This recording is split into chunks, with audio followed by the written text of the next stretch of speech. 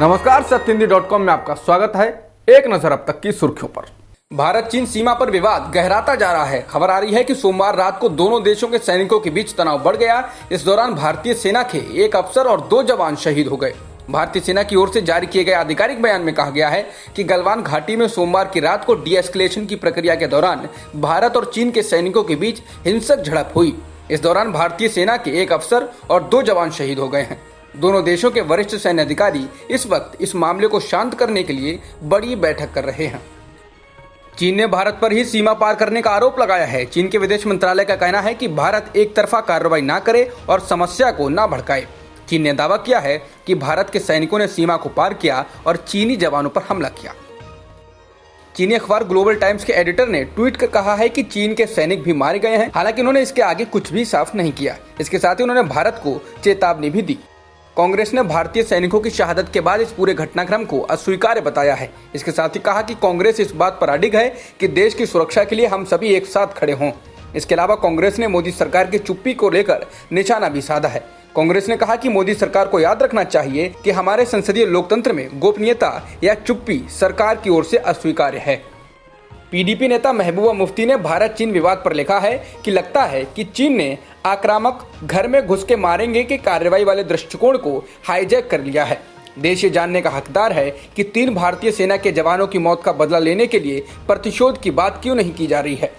भारत में बीते 24 घंटों में कोरोना संक्रमण के 10,667 नए केस आए हैं और 380 लोगों की मौत हुई है, जिसके बाद देश में कुल संक्रमितों की संख्या 3,43,091 हो गई है, जिनमें से 1,80,000 से अधिक लोग ठीक हो चुके हैं और 9,900 लोगों की मौत हो चुकी है। फिलहाल सक्रिय मामले 1,53,000 से ज्यादा हैं। प्रधानमंत्री मोदी ने कोरोना संकट पर राज्य के मुख्यमंत्रियों से वीडियो कॉन्फ्रेंसिंग के जरिए बातचीत की। इस दौरान उन्होंने कहा कि हम कोरोना को जितना रोक पाएंगे उतनी ही हमारी अर्थव्यवस्था खुलेगी। हमारे दफ्तर खुलेंगे, मार्केट खुलेंगे, ट्रांसपोर्ट के साधन खुलेंगे और उतने ही रोजगार के नए अवसर भी बनेंगे। उन्होंने कहा कि पिछले कई हफ्तों में हजारों लोग विदेशों से भारत लौटे हैं और लाखों प्रवासी मजदूर अपने घर पहुंचे हैं। यातायात के लगभग सभी साधन खुल गए हैं, लेकिन भारत में कोविड-19 का असर दूसरे देशों की तुलना में कम है। कोरोना संकट के बीच भारत में तेल के दाम लगातार बढ़ रहे हैं। मंगलवार को लगातार 10वें दिन पेट्रोल और डीजल दोनों के दामों में इजाफा हुआ है। मंगलवार को दिल्ली में पेट्रोल 47 पैसे महंगा होकर 76.73 रुपए प्रति लीटर पर पहुंच गया। वहीं डीजल में प्रति लीटर 57 पैसे की बढ़त हुई।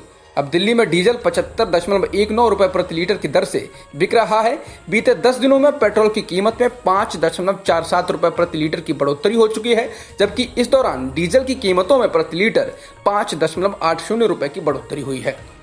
देश में तेल के लगातार दाम बढ़ने पर कांग्रेस अध्यक्ष सोनिया गांधी ने प्रधानमंत्री मोदी को निशाने पर लिया है। उन्होंने आरोप लगाया है कि कोरोना महामारी के संकट में जब लोगों की हालत खराब है तो सरकार उन लोगों से मुनाफा कमाने में लगी हुई है।